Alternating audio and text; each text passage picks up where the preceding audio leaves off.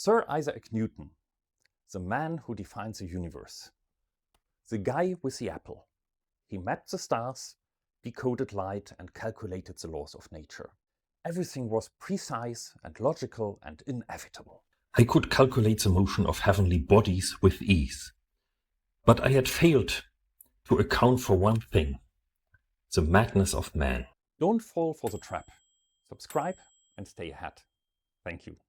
The year was 1720, and the South Sea Company was the darling of London. But the mania didn't stop there.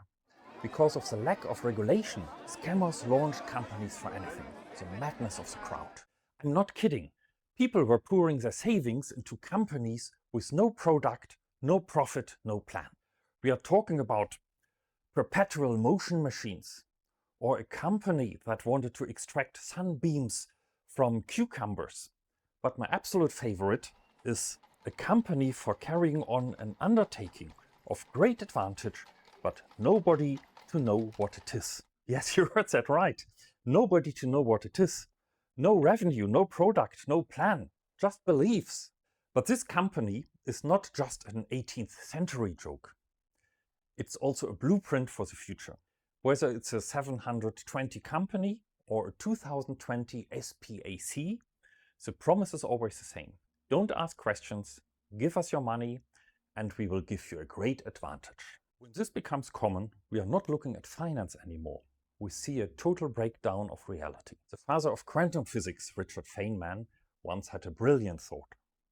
He said, imagine how hard physics would be if electrons had emotions. Indeed, if electrons were greedy or scared or prone to FOMO, the fear of missing out, that nagging feeling that everybody around you is getting rich while you are standing aside, physics would no longer be physics. It would be the stock market. Newton tried to treat it like gravity. He thought it followed a predictable law. In order to see more videos like this and let this channel grow, like, comment, subscribe. Thank you. I made a fortune initially. £7,000. I was a winner. But then I watched others making more, and that is when the fear of missing out got me. Newton couldn't resist.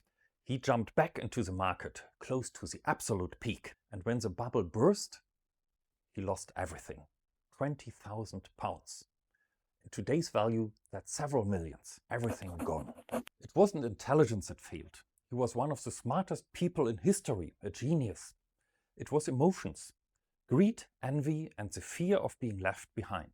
The man who mastered the heavens was not defeated by the market. He was defeated by the emotions of the crowd and by his own inability to remain rational when everybody around him lost his mind. Financial markets aren't physics. They are driven by human behavior under pressure. And the hardest thing is not to calculate the movements of the planets. It's to keep your own emotions under control and not join the chaos. If you view the market as a physical system, you get crushed.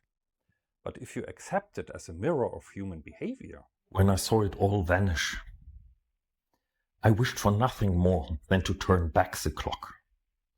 To understand the motion of the crowd as well as I understood the motion of the stars. And catch the apple.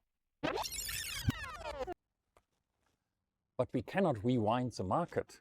We can only learn from its dynamics. Newton had a sharp mind, but he lacked the control over his own emotions. What do you think can we learn from his failure? I've posted a poll in the community tab. Head over there and let me know.